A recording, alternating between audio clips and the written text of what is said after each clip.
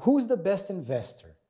A person who does not know the risks of the investments that they're doing, or one who does know the risks?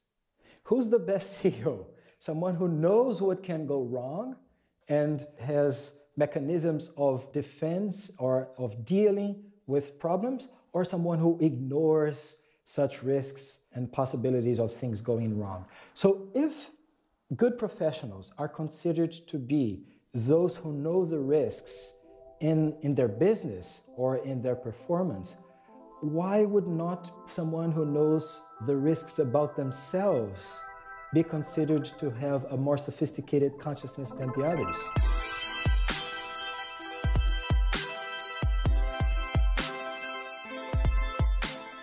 I am Cavalier, a consciousness designer, the author of the book Paradigm of Sense, a guide to the consciousness of the fifth dimension. My work leads to superior consciousness and the power to create the life of your dreams, achieve top performance for professionals, and higher results for businesses. Above all, it changes the behavior of life towards you. This is Selima Sfar. She is a TV broadcaster. She promotes sport, that is her passion, and her purpose is to make the unseen seen.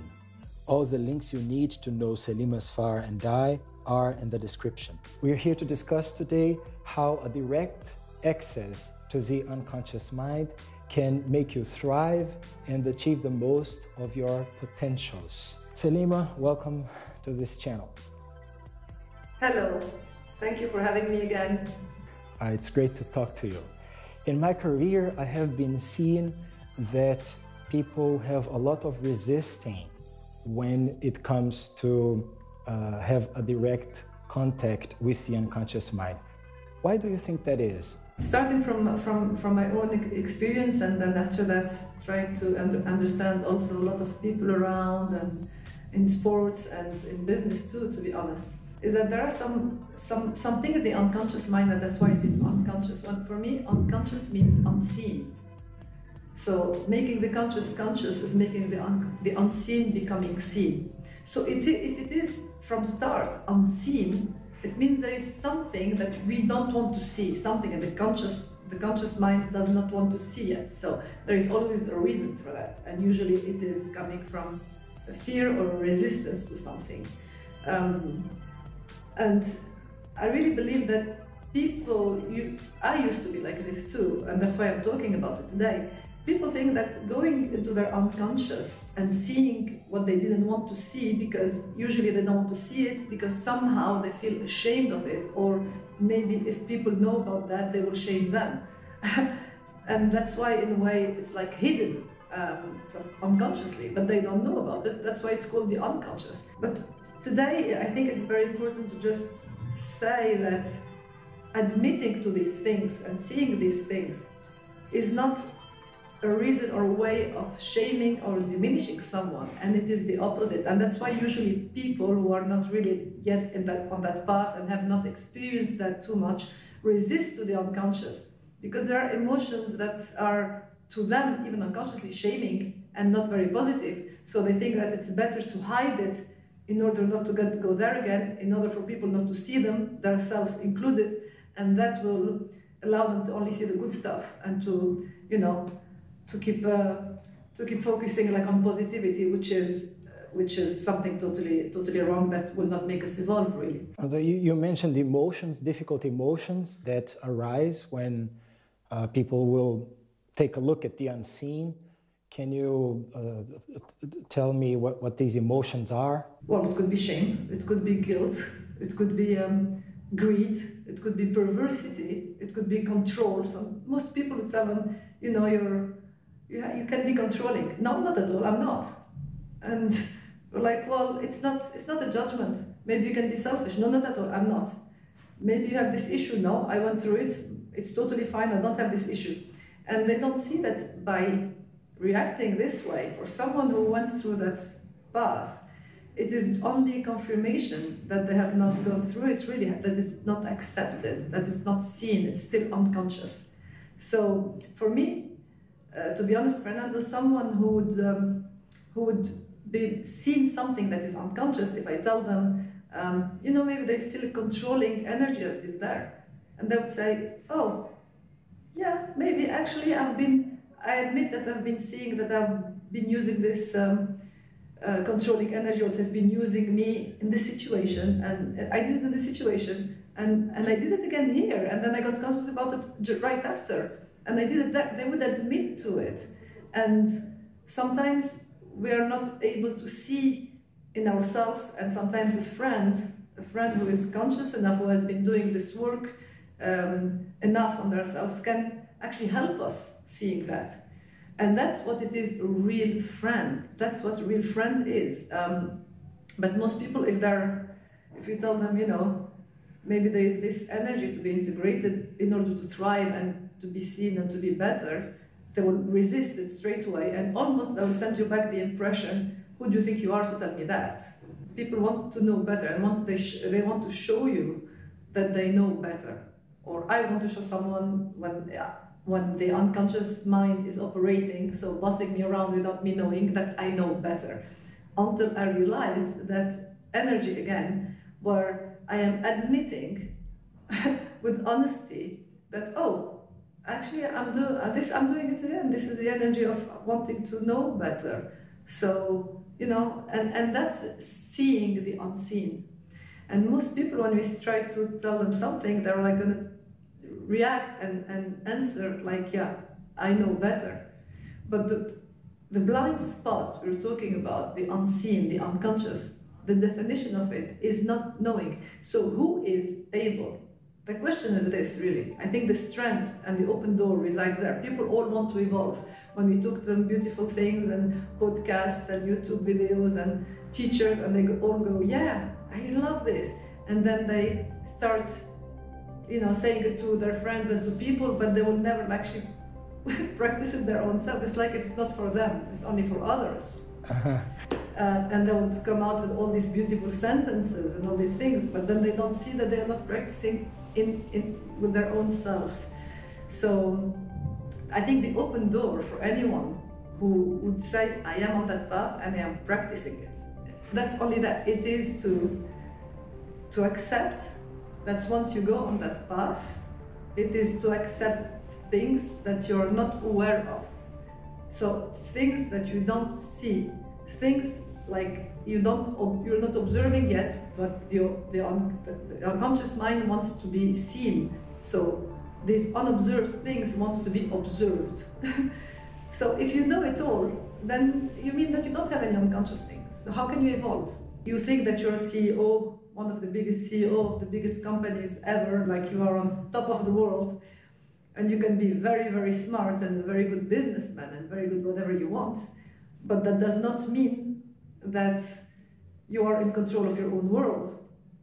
Because if you don't see, if you don't accept actually to just be able to see what you don't see, meaning being open to anything, meaning accepting anything someone, a friend or whoever guides you, or yourself, or a situation from the outside, life can show you something, and say, I'm diving in and I am taking the chance and opening the door to whatever is possible. So if I trust you, Fernando, and you tell me, I'm saying this in a very simple way, Selima, you are controlling, you have this energy that is controlling you, that you're not seeing. In certain situation, you can behave in a way where you're controlling and you are selfish.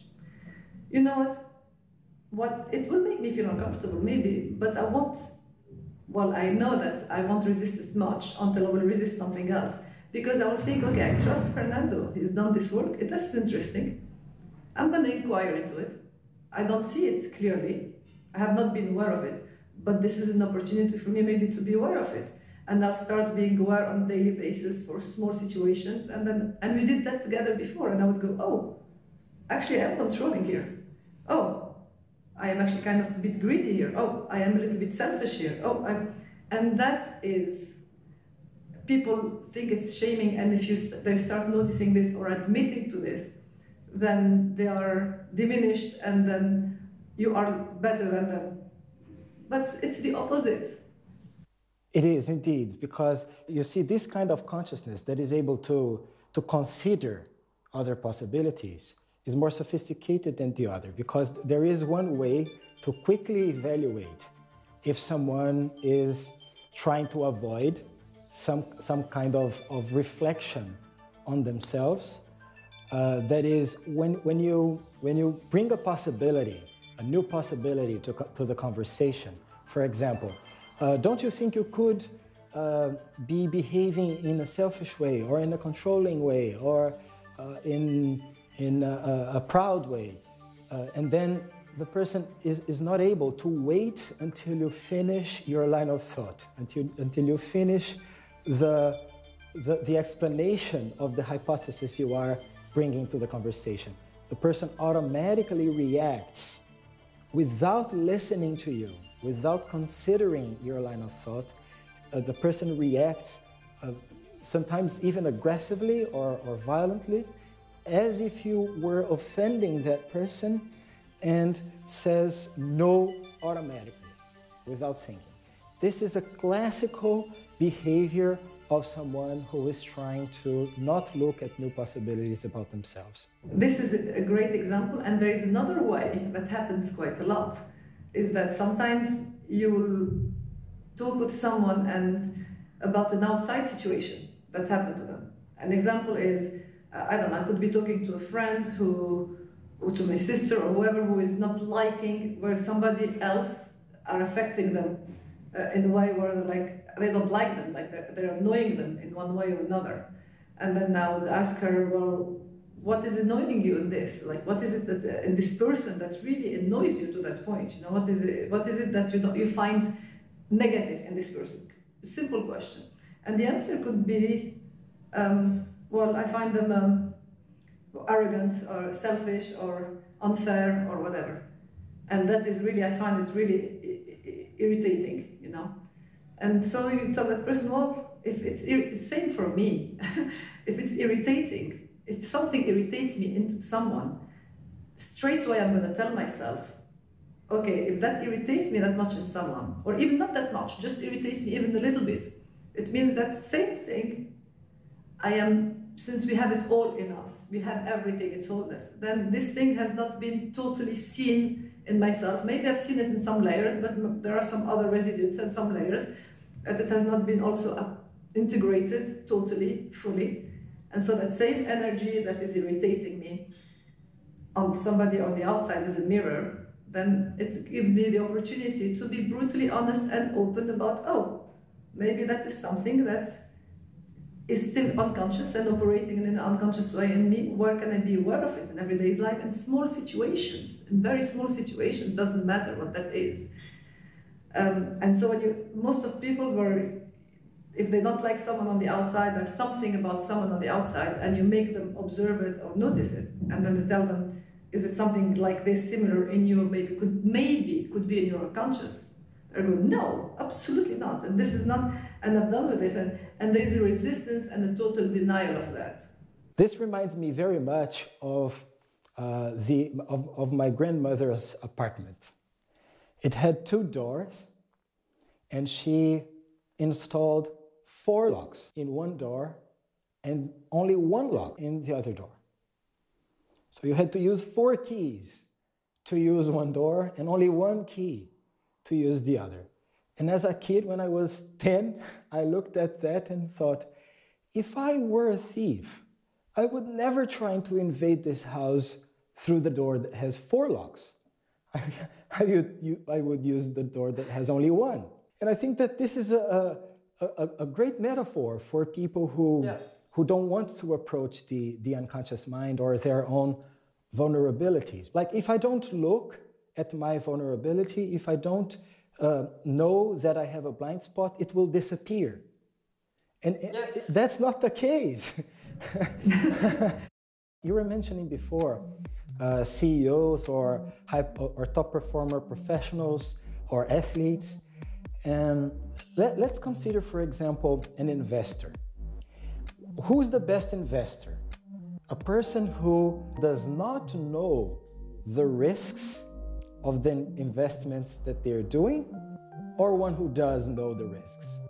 Who's the best CEO? Someone who knows what can go wrong and has mechanisms of defense or of dealing with problems, or someone who ignores such risks and possibilities of things going wrong. So if good professionals are considered to be those who know the risks in their business or in their performance, why would not someone who knows the risks about themselves be considered to have a more sophisticated consciousness than the others?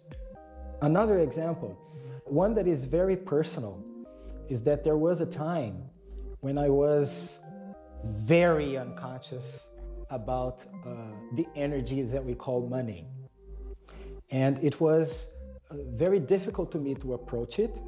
So I knew that I had to take care of it, but because it was unconscious, I had behaviors such as not looking to my at my bank statement for months. Now, imagine the financial impact of an unconscious energy in the very concrete world. Or another example was of a CEO who had a problem. He was unconscious of his need to be acknowledged, his need to become visible and seen, to use your term, by the merit of his actions. And because he denied that, his behavior to compensate his denial was that the meetings that he held were extremely long, because he would speak for hours and repeat things again and again and again to have people paying attention at him. Now imagine the size of the losses that his team and his company had because of this unconsciousness. I think people can understand a lot this thing with money, and the example with money is great, but money is, as anything else, energy. So avoiding anything is actually shooting yourself on the foot. It's easier, maybe in the present moment, to avoid it like this. It seems easier because you just sweep it under the carpet. But in the long run, it is really shooting yourself on both feet, actually, not only one. So not avoiding and seeing, and sometimes seeking, because some things are not seen straight away, unless you have this habit. That's why it is practice. When you talk about spirituality, people go very far. It's simply a practice of every day on the smallest things, to have this practice of seeing, what am I feeling now? Okay, where could it come from? And looking at the situation outside, and every time there is a situation, and ask ourselves, what is this situation can teach me, can teach me more about myself? What is something that I could see more inside myself? And the biggest CEOs, for me, even an athlete is a CEO. He's his own company, and you know, it's managing a lot of. If you talk about money, there is a lot of money and power. So it's like any big company.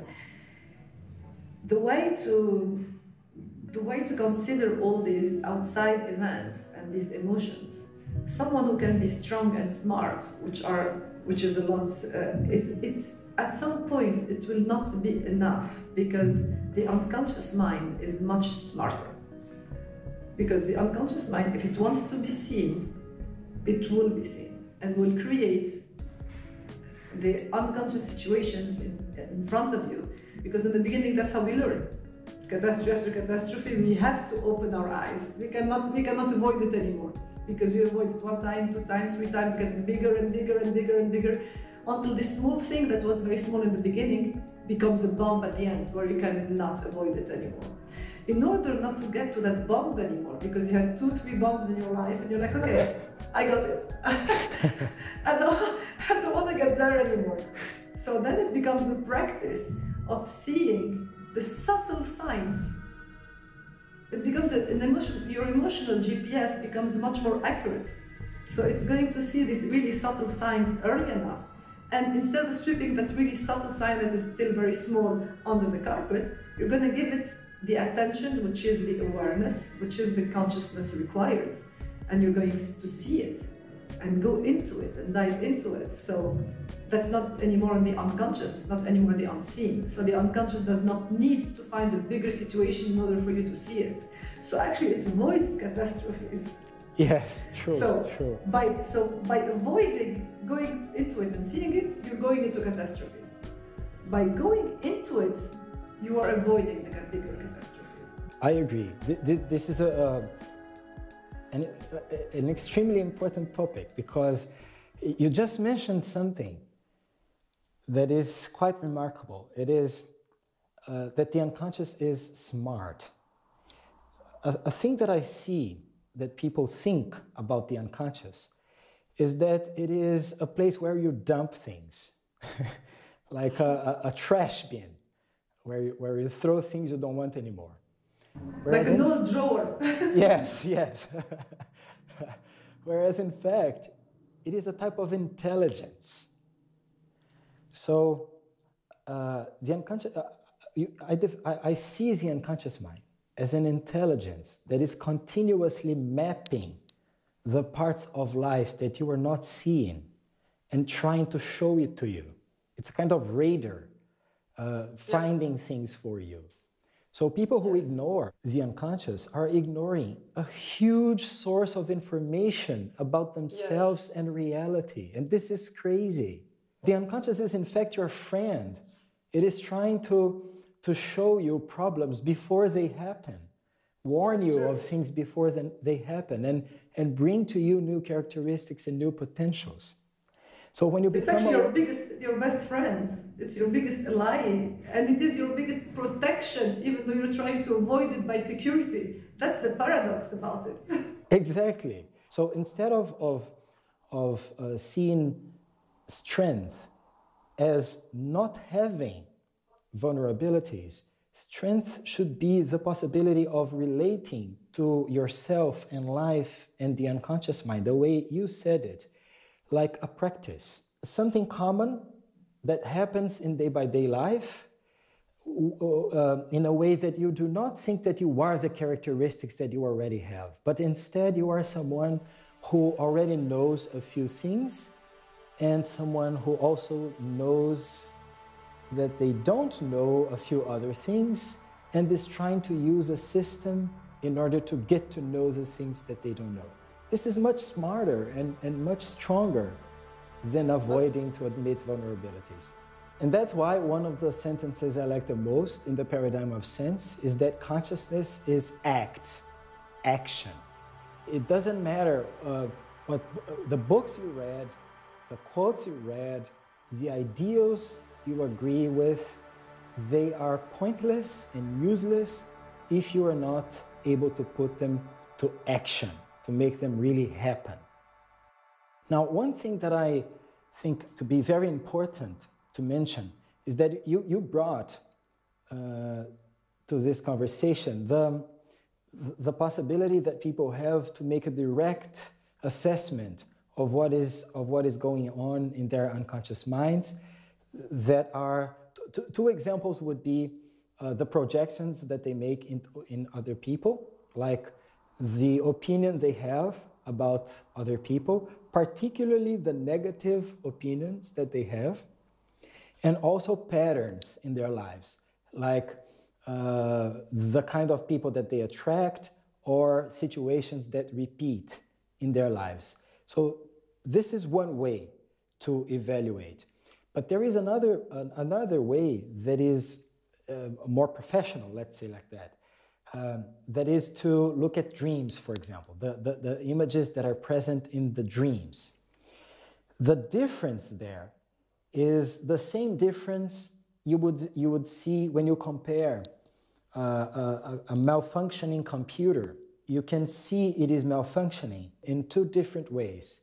Either you look at what is happening on the screen or in the source code. So you could say to a technician, my computer is not working. And then the technician asks, why? What do you see? And you're going to answer, oh, my text editor is not opening, or this or that app is having a weird behavior. This is one way to see the thing. This would be comparable to seeing a projection or a pattern of situation in your life. But the technician is able to open the machine or access inside the machine and look directly at the source code. Yes. This is what dreams are doing.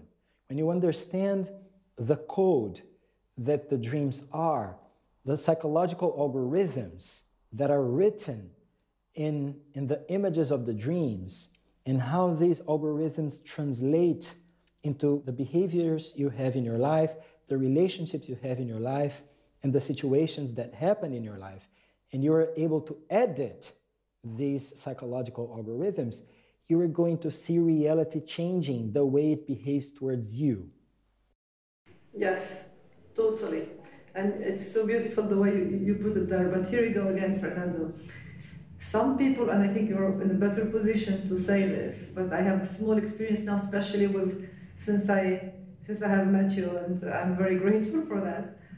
I created that, so here we go. It's even if you go to, you probably have clients or people with whom you go through the dreams, and even then, some people will still have resistances to go and admit and see things. So it's even with dreams, or actually transcendental images that are coming from, like, it's difficult to find a purer and a more direct source than that. And yet they could still be very resistant and go say, no, I don't need that. No, I'm not like that. No, I don't have that issue. And yeah, I do think this about this person, but that has nothing to do with me. And keep not wanting to see what is there to be seen. Yeah, I think that another layer of this resistance is that people think that they need to believe in things. Like if it were a religious situation. Sometimes people say, I don't believe in dreams, or I don't believe in the unconscious. It's not about believing. It's about testing. When you have a more conscious and objective approach to this kind of technique, you can experiment. Dreams do not require beliefs. They can be tried. That's very true, which could be said in the way where it's experience. Because we can talk, we can read, we can see, we can explain, but experience is experience, and you can only experience it if you are in an authentic way, only if you're open to authenticity, meaning you're open to truths that you might not like, yet your mind, as in for today, might not like because of so many different beliefs, as you say, about it, and yet go and seeing that truth, and go and visit it, and not take it as a truth that's going to lower your value or your worth, but on the contrary, a truth that will allow you to go higher in your potential. This is a very important point because, as you said, during this work, it didn't take me, and I can say this with a guarantee, with examples, it didn't take me that long, actually a very short time, to thrive more than I have ever did, whether in personal or professional life, by actually going into these blind spots, by doing this practice. And then God knows, I know how much of the path is still infinite and huge. But you know what? Every time I have, and we work a lot together, every time I have the opportunity, I know that I respect myself for being open enough and brave enough to not resist whatever, for example, you would suggest to me, and that you would see that I haven't seen in myself. And a few times I know that you went into it and you were like going slowly to see might be hard on me.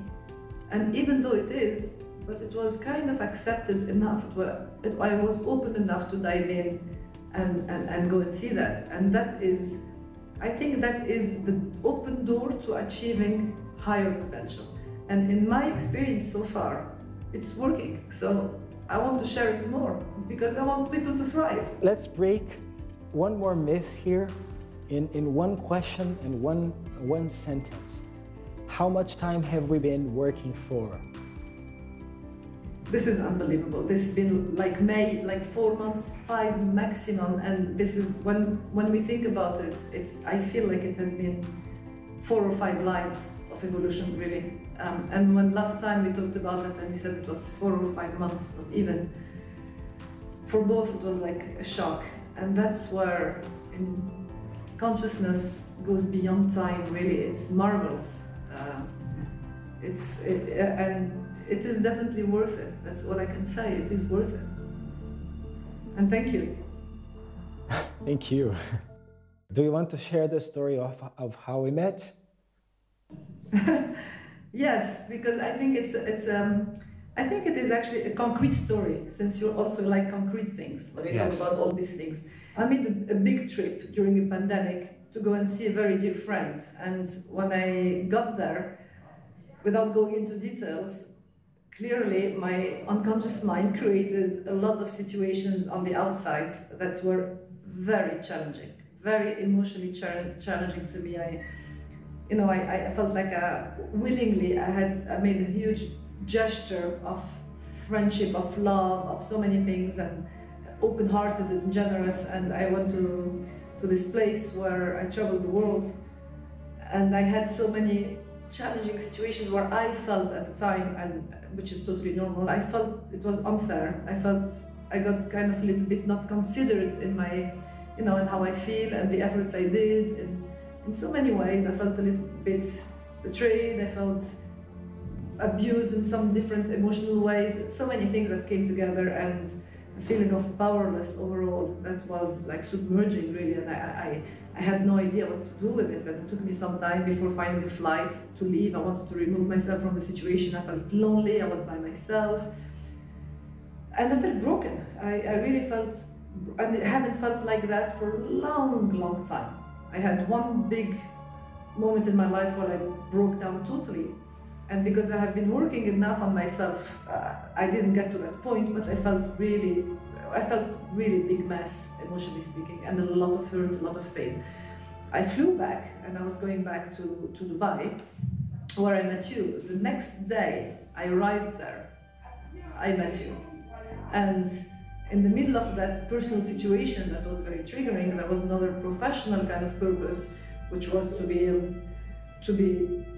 I wanted to be part of one big organization, and it was a huge purpose to me, something very big professionally speaking.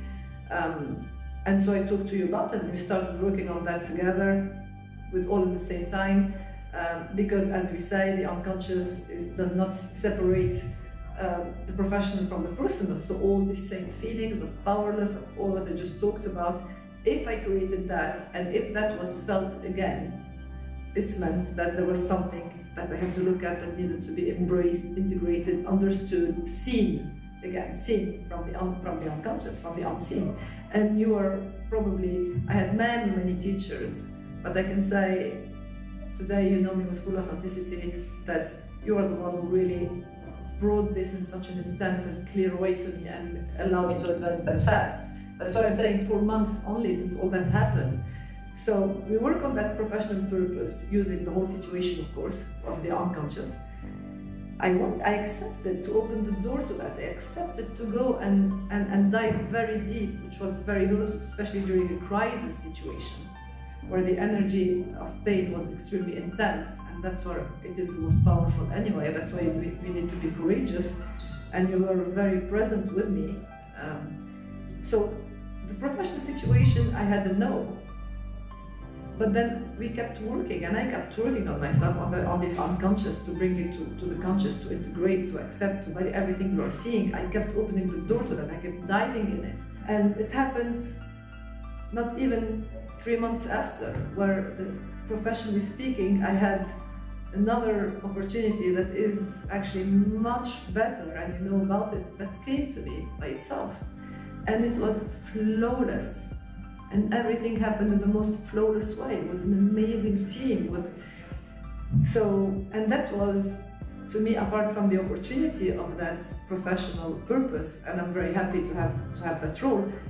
More than that, it was to realize and to see, again, the confirmation about how this work is actually very concrete and so powerful. And to come back to the personal situation, it took 4 months where there had been a distance with my friend, but then everything came back to maybe better, to a better place, to a place where I can see things more, where I know where I'm going. So when I look back and connect the dots, which is only 4 months, could be 4 lives, yes, I can see exactly why that happened. And in the beginning we say, this is unfair, this is bad, this is, yes, maybe at that time, yes. But today I look back, the circle is here, and I'm like, wow, I know exactly why that happened. I would, for nothing in the world, I would come back and change it.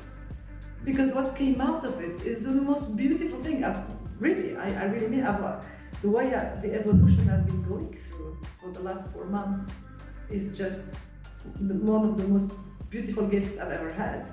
So I look back and I'm like, wow, I was so hurt and so much in pain, and I know what I mean when I say that. And now, look, thanks to that, look what happened. So again, transcendence have the bigger picture, and everything, whether it's professionally or personally, came back to a better place for everyone. And that's the example I wanted to give.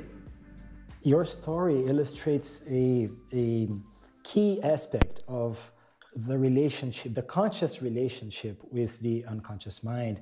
That is, when you do not pay attention to the unconscious, you can benefit from positive situations, but you are a victim of negative situations. You don't know what to do, and you are going to be strongly impacted in a negative way.